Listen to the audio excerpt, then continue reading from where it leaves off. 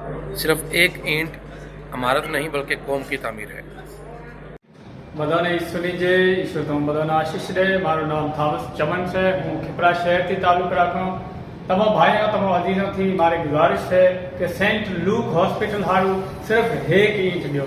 એ building હારું નહીં પણ અવામ રી ભલાઈ હારું છે। આમીન। सिर्फ एक ईंट इमारत नहीं कौम की तमीर।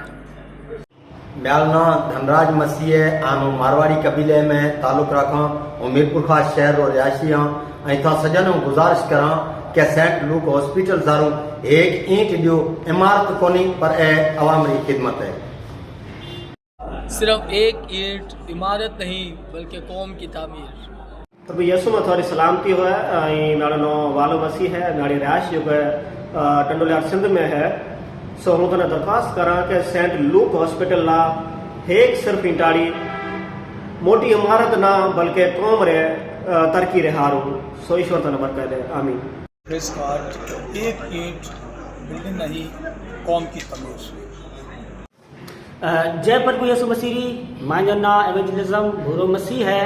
नारो ताल्लुक मीरपुर खास उमरकोट से है।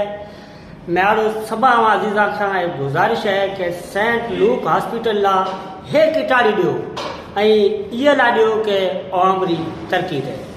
सिर्फ 1 ईंट इमारत नहीं बल्कि पूरी कौम की तामीर है।